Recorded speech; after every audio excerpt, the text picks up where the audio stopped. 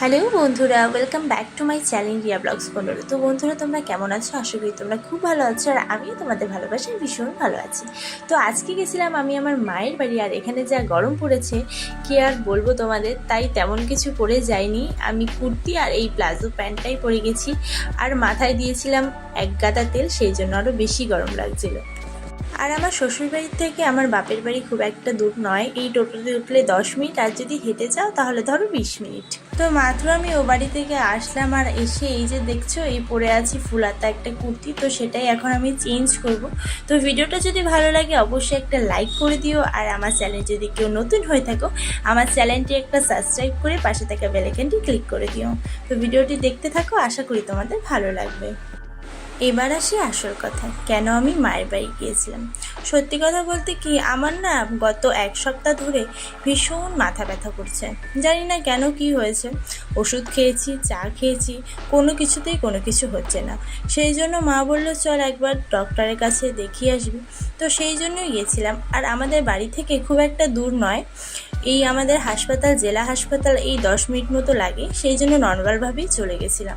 তো জানি না আমি আমার কি হয়েছে, কটা তো ওষুধ দিল, কটা কিনতে দিল, আর কটা হাসপাতাল থেকেই দিয়েছে। তো খাই, খেয়ে দেখি কেমন রেজাল্ট পাই। আবার যদি মনে করো ব্যথা হয় তাহলে একটা কোনো ভালো প্রাইভেট ডক্টরের কাছে দেখাবো, কারণ আবার ছোটোখাটো কিছু হলে না আমি হুট করে কোনো প্রাইভেট ডক্টরের কাছে চলে যাই না।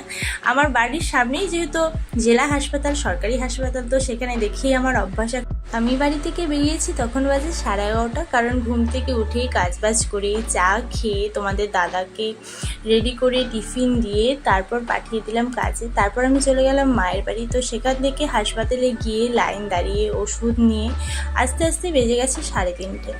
তো 3:30 পর এসে কিছুটা খেয়েছি, আর মা আজকে বানিয়েছিল ইলিশ মাছ। তো ইলিশ মাছ দিয়ে ভাত খেয়ে যা ঘুম দিলাম। তো ঘুম থেকে উঠে আমার মনে পড়ছে আমার তো বাড়ি যেতে হবে, কারণ রাতের রান্না বাকি আছে।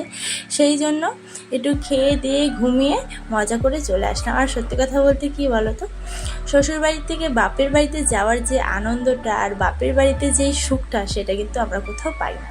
এটা কিন্তু আমার প্রতিটা মেয়ে, মানে শুধু আমি না, প্রতিটা মেয়েই জানি যে বাবার বাড়ি একটা আলাদা শান্তি, কারণ সেটা আমাদের নিজের বাড়ি। ও হ্যাঁ, তোমাদের তো একটা জিনিস বলতে ভুলেই গিয়েছি। আমি যেই মেডিসিনের দোকান থেকে মেডিসিন কিনছিলাম সেখানে না আমার ফোনটা আমি ফেলে দিয়ে চলে এসেছিলাম। তো যখন আমি বাড়িতে টোটোতে আসবো হাফ রাস্তা, তখন আমার মনে পড়ে যে আমার ফোন কোথায়। তো সেখান থেকে আবার রিটার্ন করলাম, রিটার্ন করে খুঁজে টুজে গিয়ে তারপর ফোনের দোকানে গিয়ে পেলাম ফোনটা। আর ততক্ষণে যেন আমার জীবনে আর প্রাণ ছিল না, আমি এতটাই ভয় পেয়ে গেছিলাম। তো ফাইনালি আমি ফোনটা পেয়েছি, তো এখন তো আমি ভীষণ খুশি। তাই তোমাদেরকেও খুশি করতে ভিডিওটা দিয়ে দিলাম। ভিডিওটা ভালো লাগলে একটা লাইক করে দিও। দেখা হবে ভালো একটা ভিডিওতে। Tata, by.